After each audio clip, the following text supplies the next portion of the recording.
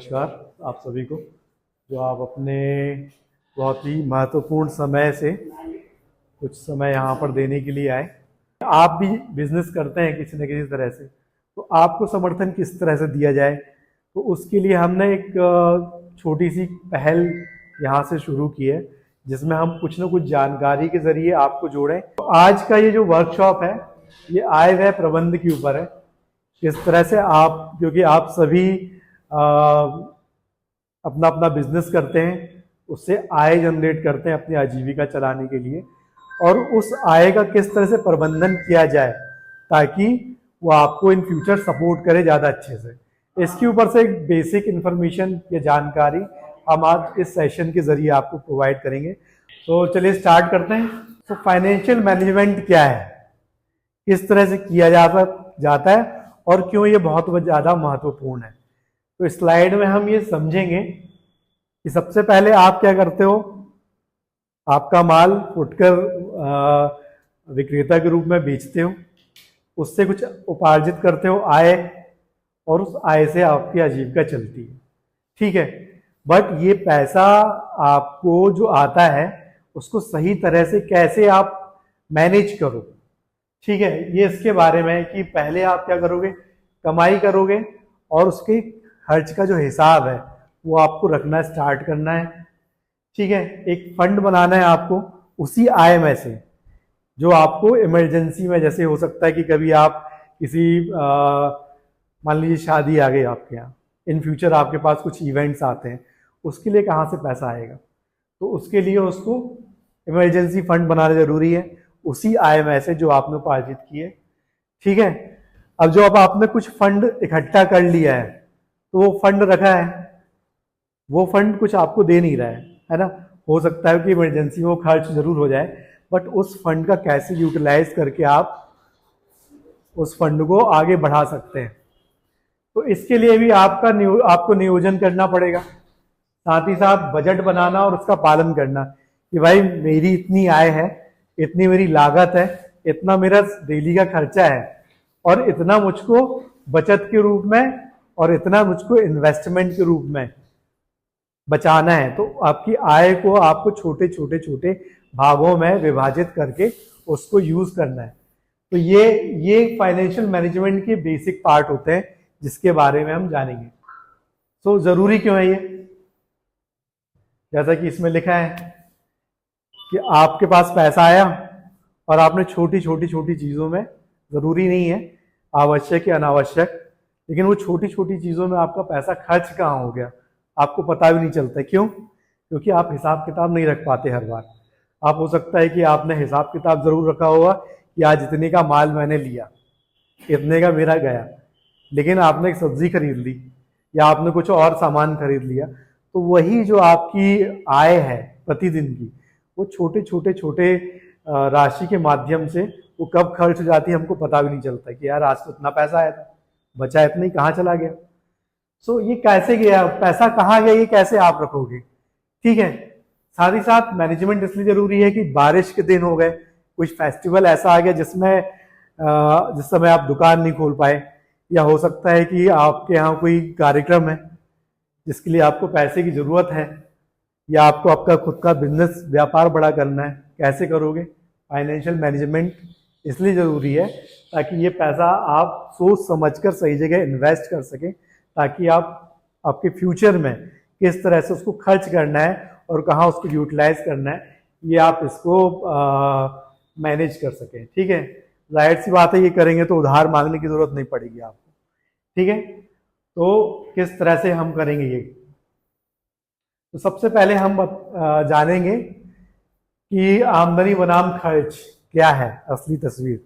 इससे जैसे कि आप समझ रहे हैं और आप सभी जानते हैं, आप सभी व्यापारी हैं, तो ये कोई नई चीज नहीं है कि कितना पैसा आया और कितना आपने बाहर लगाया, है ना। आपने माल लिया, आपने भाड़े में खर्च किया, आपने वहां जहां पर आप दुकान लगाते हैं वहां की हो सकता है कुछ फीस आपको देनी पड़ती हो, वो पैसा दिया आपने, उसके बाद बार्गेनिंग भी होती है। जरूरी नहीं कि आपने जो माल सोचा है इतने का बिकेगा उतने का ही बिके, तो आपका कुछ डिस्काउंट भी होता है कि भाई इतना डिस्काउंट दिया मैंने, तो जितना खर्च था उससे जो भी आपका अमाउंट जो बचता है वो आपका मुनाफा कहलाएगा। मुनाफा कब कहलाएगा? आपकी लागत निकालने के बाद। आपने जो कमाया उसमें से जो लागत आपने घटाई, जो आपने डिस्काउंट दिए थे कस्टमर को, वो सारे घटाए, और कुछ माल जो खराब हो गया है, वो खराब हुए माल की भी जो वैल्यू है वो आपने उसमें से जब घटाएंगे तब आपको प्रॉफिट है, वो प्रॉफिट कहलाएगा।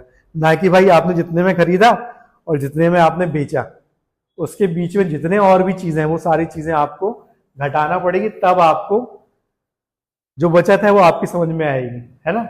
हमारी बचत मुनाफा देखिए, 300 रुपीज आपका अगर मान लीजिए बचत होता है इसके हिसाब से, तो आप 50 दिन बचत करेंगे तब 1500 महीना आपका हो जाएगा। तो इस तरह की कैलकुलेशन, मैं जरूरी नहीं कि 50 हो, आपका 500 होता होगा, आपका 5000 भी होता होगा।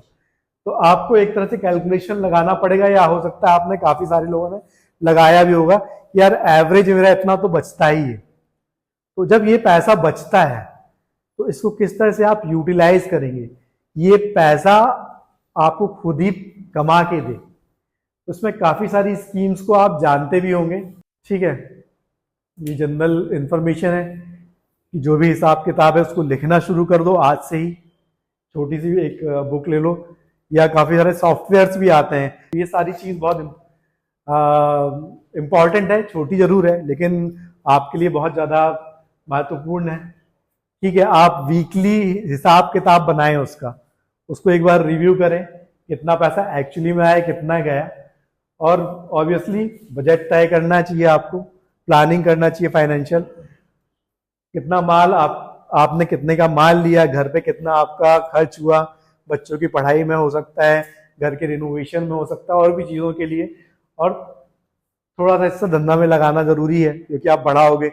आज आपने 4 प्रोडक्ट्स के साथ स्टार्ट किया, 5वां प्रोडक्ट कब स्टार्ट करोगे, उसके लिए प्लान करना है आपको। उसके लिए भी कुछ बचत आपको करके चलना है, ताकि आपके दुकान पर ज्यादा से ज्यादा प्रोडक्ट हो और ज्यादा से ज्यादा आपकी बिक्री बढ़े।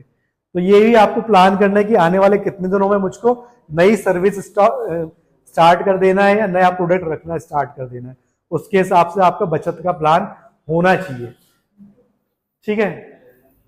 तो जो बचत आपकी होती है, वो बचत अगर आपने घर पे रखी है तो वो आपको पैसा कमा के नहीं दे रही है, आपको passive source of income, active source of income आप खुद कर रहे हो, जिसमें आप अपने जो भी आपके आर्टिकल्स हैं, जो भी चीजें आप जैसे स्कूल ड्रेस रखते हो, या आप कुछ नया कुछ फूड आइटम्स रखते हो, या जो भी आइटम रखते हो, तो उससे जो पैसा आप कमा रहे हो वो एक्टिव इनकम है आपकी। पैसिव इनकम क्या है? पैसिव इनकम वो है जिसमें आपको बहुत ज्यादा आपका मतलब लेबर नहीं देना है उसमें, बट वो इनकम आपकी आएगी कैसे, ठीक है। उसके लिए बहुत सारे प्लान्स होते हैं। फिक्स डिपॉजिट आप सभी जानते हो, और मेरे ख्याल से आप सभी ने की होगी। तो एफडीज हैं जिसमें आपको ब्याज मिलता है, बैंक में जाते हैं आप, फिक्स डिपॉजिट करते हैं। आपका मान लीजिए 1 लाख रुपए, 10,000, 15, 50,000 रुपए इकट्ठा हुआ है, तो आप वो इकट्ठा पैसा फिक्स कर देते हो एक निश्चित समय के लिए, 1 साल, 2 साल, 3 साल, और उस समय जो भी दर है उसके हिसाब से आपको वो पैसा खुद ही पैसा कमा के देता है। तो ये क्या हो गया? पैसिव इनकम हो गई आपकी, ठीक है। रिकरिंग में क्या है? अब आपके पास पैसा इकट्ठा नहीं है, मान लीजिए कि आपके पास 50,000 रुपए इकट्ठा नहीं हो पा रहा है, बट आपका मंथली कुछ पैसा इकट्ठा तो हो रहा है। तो आप क्या कर सकते हो? एफडी कर सकते हो कि मैं 1,000 रुपए की एफडी, रिकरिंग आरडी कर दोगे।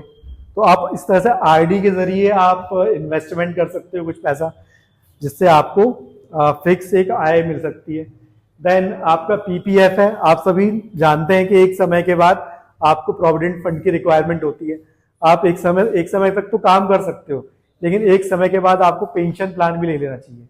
तो गवर्नमेंट के काफी सारे बैंक्स में इस तरह के पीपीएफ अकाउंट्स आपको मिलते हैं, जिसकी सर्विस आपको लेना चाहिए।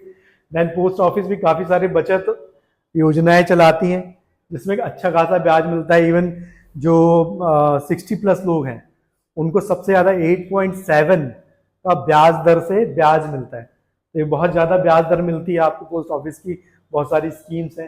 देन आप इस तरह की स्कीम्स भी ले सकते हैं जिसमें चिट फंड्स है। ये मतलब आपका, जैसे आप समिति चलाते हैं, ऐसे ही कुछ लोग मिलके इस तरह से एक चिट फंड बना सकते हैं, जिसमें मान लीजिए 10 लोग इकट्ठे हुए, 1,000 रुपए या 10,000 या 5,000 जो भी उन्होंने डिसाइड किया है कि 10 महीने तक वो पैसा डालते हैं, और एक कॉन्टेस्ट के थ्रू जिसमें पर्ची वर्ची निकलती है, या जिसको जरूरत है वो लेता है फंड और वापस उसको, मतलब वो एक तरह की हैंड होल्डिंग के थ्रू फंड प्रोवाइड करते हैं।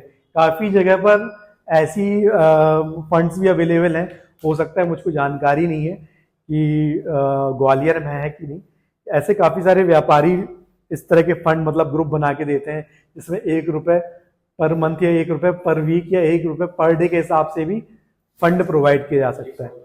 ठीक है, इसके अलावा जो SHGs हैं, सेल्फ हेल्प ग्रुप, जनरली महिलाओं के होते हैं।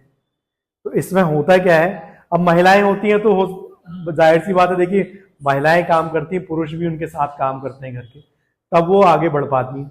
ठीक है, तो SHGs क्या करते हैं, इसमें वो एक फंड बनाती है। मान लीजिए उनने पैसा इकट्ठा स्टार्ट करना किया, हो सकता है कि 1,000 रुपये या 2,000 रुपये प्रति माह के हिसाब से उन्होंने फंड बनाना स्टार्ट किया। 6 महीने बाद, 1 साल बाद वो फंड दिखने लगेगा। मान लो 10 महिलाएं हैं, 1 साल तक उनने 10,000 रुपये इकट्ठा किया, और उन्होंने लगभग 10,000 के हिसाब से 1,20,000 रुपये का फंड बना लिया। अब ये फंड क्या है, आपस में ही जब महिलाओं को जब जरूरत है, तो महिला जब कोई अप्लाई करती है उस फंड के लिए कि मुझको जरूरत है, तो वो ब्याज पे दे देते हैं। और जब ये अच्छा चलता है तो बैंक्स भी उनको सपोर्ट करते हैं। तो ये कुछ तरीके हो सकते हैं। तो ये पारंपरिक तरीके हैं जो कि हम सभी जानते हैं, और हम सभी इन पर विश्वास भी करते हैं, क्योंकि इस तरह से पैसा वापस आता है, श्योरली आता है वापस, क्योंकि विभिन्न ब्याज दर स्कीम है जो सरकार के द्वारा चलाई जा रही है। तो आधुनिक निवेश क्या है? SIP के बारे में मेरे ख्याल से आप तो जानते ही होंगे। सिस्टमैटिक इन्वेस्टमेंट प्लान मतलब एक सोचे समझे तरीके से कैसे इन्वेस्ट किया जाए, उसके ऊपर रहता है। तो सिस्टमैटिक इन्वेस्टमेंट प्लान होता है जिसमें आप जनरली आप देखते हैं ना, शेयर मार्केट होता है, तो हमको तो शेयर मार्केट की देखिए उतनी समझ है नहीं, और ना ही हम क्या इतना टाइम दे सकते हैं कि हम शेयर देख रहे हैं कब आगे बढ़ रहा है कब नीचे जा रहे हैं। तो सिस्टमैटिक इन्वेस्टमेंट प्लान में हम क्या करते हैं, एक बार में शेयर परचेज नहीं करते। या फंड्स में जो म्यूचुअल फंड्स है उसमें एक बार में हमको पता भी नहीं है मार्केट कब कैसा चल रहा है, हमको नहीं मालूम है कब निकालना है, और हमारे पास इतना पैसा भी नहीं है कि हमने खरीद लिया 1,00,000 रुपए के म्यूचुअल फंड्स हमने लगा लिए। तो सिस्टमैटिक इन्वेस्टमेंट प्लान क्या है, ये कम से कम रुपए में भी स्टार्ट हो जाता है, 500,000 में भी आप SIP करना स्टार्ट कर सकते हो। देखिए जनरली जो RD होती है ना, RD बैंक के पास जाती है और बैंक उसका एक ब्याज देती है। वो बहुत सिक्योर तरीका है, वो उसमें पैसा आपका जितना है उतना तो मिलेगा ही, साथ में उस पर जो ब्याज निर्धारित ब्याज है वो ही मिलेगा। लेकिन जब आप SIP की बात करते हो तब आप मार्केट में इन्वेस्ट कर रहे हो। ठीक है, शेयर मार्केट में एक तरह से इन्वेस्ट कर रहे हो, तो उसमें बैंक की स्कीम्स होती हैं SIPs की। तो उसमें आप बोलते हो कि मैं 1,000 रुपए पर मंथ दूंगा SIP में, तो SIP में बैंक डिसाइड कर लेती है, उनका एक मैनेजर रहता है इन्वेस्टमेंट का। ठीक है, तो वो आपको कुछ प्लान देता है कि जैसे कॉन्ट्रा फंड है SBI का, या मिड कैप फंड होते हैं, या इस तरह के अलग अलग फंड्स होते हैं, कई सारी स्कीम्स होती हैं। तो उस तरह के शेयर मार्केट का एक ग्रुप रहता है, उसमें आपको इन्वेस्ट करने के लिए बोलते हैं। तो वो कोई आपको सजेस्ट करता है, बोलता है ठीक है आप 1,000 रुपए इन्वेस्ट करो। तो मान लो किसी महीने शेयर की कीमत 50 रुपए है और आपने 1,000 रुपए दिया, तो आपको कितने शेयर मिल जाएंगे? हाँ 1,000, ठीक है 20 मिल गए आपको शेयर। हो सकता है कि नेक्स्ट महीने उसकी कीमत गिर गई, 20 रुपए हो गई, तो आपको शेयर ज्यादा मिल जाएंगे। लेकिन जस्ट उसके अगले महीने अगर वो 50 रुपए दोबारा हो गई, तो आपने 20 रुपए की दर से जो शेयर खरीदे थे वो 50 रुपए के रेट से आपके पास आ चुके हैं। तो इस तरह से होता क्या है कि मार्केट के अप या डाउन होने से आपके जो शेयर्स हैं या आपने जो SIP की है वो पैसा घटता या बढ़ता है। तो ये मार्केट पे इन्वेस्ट होता है ये SIP। तो इस तरह से आप ना जानते हुए भी मार्केट में इन्वेस्टमेंट SIP के थ्रू कर सकते हैं। जो म्यूचुअल फंड है वो एक्चुअली जो SIP है, SIP जिससे जो इन्वेस्ट होता है म्यूचुअल फंड्स में ही होता है। और जब म्यूचुअल फंड्स की बात करते हैं तो दो तरह से किया जा सकता है। आप एक मुश्त पैसे में आप इन्वेस्ट कर दो म्यूचुअल फंड में, और एसआईपी के थ्रू क्या करते हो आप सिस्टमेटिक, मतलब छोटी छोटी छोटी राशि से करते हो। तो ये जो एडवांस तरीके हैं आजकल ये हैं। इसके अलावा डिजिटल गोल्ड के बारे में जानते होंगे आप। तो जैसे आपके पास पैसा है ना, आपने अपने व्यवसाय से जो पैसा इकट्ठा किया, जो पैसिव इनकम आप करने वाले हो उससे, उसके बारे में काफ़ी सारी डिजिटल गोल्ड स्कीम है। इसमें होता क्या है कि आप अब मान लीजिए 1 तोला सोना खरीदने जा रहे हैं। कितना अमाउंट है 1 तोला सोने का आज? 1 लाख रुपए मान लेते हैं, ठीक है। एग्जैक्टली अगर 1 लाख रुपए है तो आप खरीद सकते हैं क्या हर महीने? नहीं खरीद सकते ना। तो ये जो डिजिटल गोल्ड स्कीम्स होती हैं उसमें आप करते क्या है, आप ऐसी कंपनीज पे जाते हैं जो डिजिटल गोल्ड स्कीम बेच रही है, ठीक है। आप उनको 10 रुपए, 50, 500, 5,000 जितना भी आपके पास पैसा है उतना आप अमाउंट देते हैं, ठीक है। उसके बदले में वो फिजिकल जो है ना गोल्ड उतनी ही राशि का वो परचेज करके रखते हैं, आपको नहीं मिलता वो, ठीक है। ये आपका इन्वेस्टमेंट है। उतना जो गोल्ड है वो आपके खरीद के रख लेंगे वो, और उसका एक आपको एक प्रमाण पत्र देते हैं कि इतने गोल्ड आपने खरीद लिया। तो इस तरह से आप गोल्ड में इन्वेस्ट कर सकते हैं, और मार्केट वैल्यू के हिसाब से प्लस माइनस अगर होता है तो उसको बेच भी सकते हैं। तो ये होता है, क्योंकि देखिए आप डेली कमाते हैं, इतना पैसा आप इकट्ठा नहीं कर सकते कि आप गोल्ड में इन्वेस्ट करें, लेकिन ये एक तरीका है गोल्ड में इन्वेस्ट करने का, ठीक है। गोल्ड सेविंग स्कीम, ये ईएमआईज में जनरली ये जो स्कीम है, तो गोल्ड सेविंग स्कीम क्या होती है? इस स्कीम में जनरली ये स्कीम गवर्नमेंट नहीं चलाती। आपने काफी सारे ज्वेलर्स के यहाँ सुनी होगी ये स्कीम, जिसमें वो क्या बोलते हैं कि 11 महीने आप दो, 12वें महीने की किस्त हम देंगे, और जितना पैसा उससे मिलेगा, जितना भी गोल्ड रहेगा वो आपको मिल जाएगा। तो इस तरह की स्कीम्स से क्या होता है कि आपका इन्वेस्टमेंट कम हो जाता है, जबकि आपकी एक किस्त की भी जो है वो आपकी बचत हो गई। तो इस तरह से आप निवेश कर सकते हैं, ठीक है। उसके अलावा काफ़ी सारे एप्लीकेशंस हैं, इस पर थोड़ा लेकिन आपको संभल के खर्च करना होता है। माइक्रो इन्वेस्टमेंट कराते हैं ये, ठीक है। वैसे ही है शेयर मार्केट भी, अगर आपको ज़्यादा लग रहा है कि उसमें आपकी जो SIPs हैं वो आप शायद नहीं कर पा रहे हैं, तो आप माइक्रो इन्वेस्टमेंट ऐप रहती हैं, इनके थ्रू भी इन्वेस्ट कर सकते हो। 100 रुपीज़ से इन्वेस्टमेंट किया जा सकता है, ठीक है। इसके अलावा लाइफ ऐसी काफ़ी सारी बीमा पॉलिसीज़ हैं जो आपको बीमा तो देती हैं, जीवन बीमा तो देती हैं, साथ ही साथ कुछ रिटर्न भी करते हैं, कुछ सेविंग्स। तो ये आधुनिक निवेश के तरीके हैं। आप कमाएंगे, आप उसमें से अपना खर्चा निकालेंगे, कुछ बचत करेंगे जिसको आप अपने फ्यूचर सेविंग्स के लिए रखना चाह रहे हैं, ठीक है। आप उसमें से कुछ पैसा ऐसा भी है जिसको आप जिसमें ज़्यादा विश्वसनीय तरीके हैं उसमें इन्वेस्ट करें, और कुछ ऐसे भी तरीके होते हैं जो थोड़ा मार्केट जोखिम में जरूर रहते हैं, लेकिन उससे आपका फायदा जरूर है। कुछ सरकारी योजनाएं हैं, ये इसके बारे में आप सभी जानते होंगे। PM स्वनिधि योजना, तो ये क्यों चालू की गई? बेसिकली ये चालू इसलिए की गई क्योंकि जब कोविड आया था, जो काफ़ी जो ऐसे काम करने वाले हैं जो रेहड़ी लगाते हैं या इस तरह का काम करते हैं, उनके सामने बड़ी समस्या आ गई थी, क्योंकि उनकी सेविंग्स लगभग खत्म हो गई और दुकानें भी लगाने दी जा रही थी। तो फिर ये इस योजना को इसलिए इसके 2 उद्देश्य थे। देखिए, सबसे पहला उद्देश्य क्या था कि आपको डायरेक्टली समर्थन मिल सके। आप 10,000 रुपये लें, उससे स्टार्ट करें, और अगर आप अच्छे से काम करते हैं, ठीक है। इसके फायदे क्या हैं? अगर आपने 10,000 रुपये का प्रारंभिक लोन लिया, उसके बाद आपने उसको सही तरीके से रीपे कर दिया सही टाइम पर, तो 20 का मिल जाएगा, ठीक है। साथ ही साथ आपको प्रोत्साहित करने के लिए उन्होंने कहा, क्या किया कि अगर आप QR कोड जैसे डिजिटल पेमेंट सिस्टम का यूज करते हो तो 1,200 रुपए का आपको फायदा उसमें अलग से मिलेगा, वो मतलब वो आपको माफ हो जाएगा, ठीक है। तो एक तरह से डिजिटली आपको बढ़ाएं कैसे? तो पहले आपको 10,000 दिया, आपने ठीक से काम किया, 20 दिया, फिर आगे बढ़ते 50 कर दिया, और जैसे ही आप 50 आपका कर दिया तो आपने साबित क्या कर दिया कि आप एक अच्छे ग्राहक हैं बैंकों के लिए, ठीक है, और आपका सिविल स्कोर अच्छा हो गया, आपने 50,000 तक का लोन दे दिया है वापस, इसका मतलब आप नेक्स्ट फेज में जाने के लिए तैयार हैं, जो कि क्या है, मुद्रा योजना। ठीक है, तो मुद्रा योजना 50,000, फिर उससे ज्यादा 5 लाख, फिर 10 लाख तक की।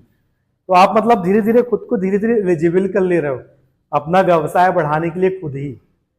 तो इन सब योजनाओं में जब आप पार्टिसिपेट करते हो किसी भी सरकारी योजना में, तो याद रखिए कि पैसा जरूर चुकाना है वापस, ताकि, क्योंकि देखिए आपको पैसा यहां तक तो लेके खत्म नहीं कर देना है, आपको सब हमेशा अपने व्यापार पे खर्च करना है। तो इन सब योजनाओं का सिस्टमैटिक लाभ लीजिए, ताकि इन सब योजनाओं से आपको फायदा ज्यादा से ज्यादा हो। जनधन योजना आप सभी जानते हो, जिसमें अकाउंट्स खुले, ये अकाउंट्स खुले भी इसलिए ताकि एक आपका ट्रैक रिकॉर्ड मेंटेन हो सके, उसमें ही सारा ट्रांजैक्शन आ सके, और आपका ट्रांजैक्शन यहां से आएगा, आपको जितनी सुविधा है उसका पैसा भी, जो भी है, जो भी योजना है जिनके थ्रू आपको फंड मिलता है, वो इस पर डायरेक्टली आपको क्रेडिट होगा, इससे ही जाएगा। तो आपका जो एक सिविल स्कोर है यहाँ से बनना स्टार्ट हो जाएगा। देन स्वयं सहायता समूह के बारे में काफी हमने अभी जाना ही है। सो मनी मैनेजमेंट हमने देख लिया, खाता बुक का यूज कीजिए, सभी लोग कर रहे हैं, काफी लोग कर रहे हैं। ठीक है, ये इस तरह की एप्लीकेशन है, गूगल शीट्स वगैरह आप अगर चलाना जानते तो उसमें आप मेंटेन करिए। ठीक है, डिजिटल लॉकर के बारे में आप सभी जानते हैं। देखिए डिजिटल लॉकर है ना, एक तरह का एप्लीकेशन है। तो जैसे आपने कोई प्रमाण पत्र बनाया आपकी रेहड़ी के लिए, तो हो सकता है वो हमेशा आप लेके नहीं चल सकते, वो खराब होने की संभावना है, या फिर आप लैमिनेशन करवा के हमेशा रखिए अपने पास।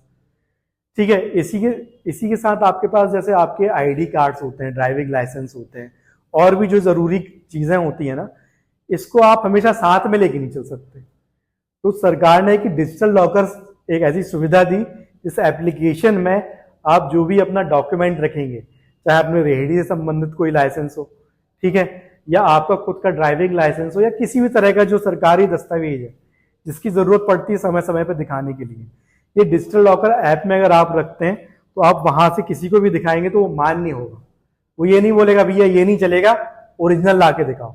अगर आपने उस एप्लीकेशन में दिखाया तो वो मान्य है। तो इन सब सेवाओं का आप इस्तेमाल कीजिए। ठीक है, यूपीआई एंड क्यूआर कोड्स का ज्यादा इस्तेमाल कीजिए, क्योंकि आप सभी रेहड़ी वाले हैं, और इससे आपका एक सिविल स्कोर है ना, वो मजबूत होता है। प्रधानमंत्री की स्वनिधि योजना, इसमें आपको अच्छा रिवॉर्ड भी मिलता है। देन आधार जैसे डिजिटल लॉकर है, वैसे ये भी एक एप्लीकेशन है जिससे आपके आधार वगैरह रख सकते हैं। जनधन ऐप एक्चुअली में कोई होती नहीं है, एक्चुअली में जितने भी जैसे योनो ऐप है, किसी भी बैंक के ऐप है, अगर आपने जनधन खाता खोला है तो उसके थ्रू आप पूरा डिटेल वहां से देख सकते हैं। तो ये आपको टेक्नोलॉजिकल एडवांसमेंट आपके अंदर लाने पड़ेंगे ताकि आप रेडी रहें। कोई भी कभी भी आपके पास आता है, आपको परेशान करता है, 4 कागज पूछता है, तो वहां पर आपके पास कागज दिखाने को तुरंत के तुरंत ये व्यवस्था होना चाहिए। सभी लोग आज के टाइम पर मोबाइल रखते हैं, एंड्रॉयड सबके पास है, और उस एंड्रॉयड के थ्रू आप एम्पावरमेंट कर सकते हैं अपना। कोई आपको हैरेसमेंट नहीं कर पाएगा अगर आप इसका सही तरीके से यूज करें। इवन मतलब आप अपने खाते यहाँ पर देख सकते हैं, आप मतलब मेंटेन कर सकते हैं, आपका खुद का खाता जनधन के थ्रू देख सकते हैं। कोई अगर आ रहा है तो आप तुरंत के तुरंत उसको सारे के सारे डॉक्यूमेंट्स दिखा सकते हैं। तो इस तरह का डिजिटलाइजेशन हमको हमारे बिजनेस में और हमें खुद के साथ करना ही होगा, क्योंकि ये आज की डिमांड है। तो ये एक जनरल केस स्टडी हमने बनाई हुई थी कि किस तरह से कोई बचा सकता है अपना पैसा, कि भाई मैं कितनी आमदनी कर रहा हूँ, ठीक है, मैं कितना पैसा हिसाब किताब में लेके आ रहा हूँ, फिर कितनी बचत कर रहा हूँ, और उस बचत को मैं कहाँ इन्वेस्ट करके एक्टिव और पैसिव दोनों तरह की इनकम बना पा रहा हूँ। तो एक सिंपल सा केस स्टडी था। 4 आसान कदम जो आप आज ही उठा सकते हैं।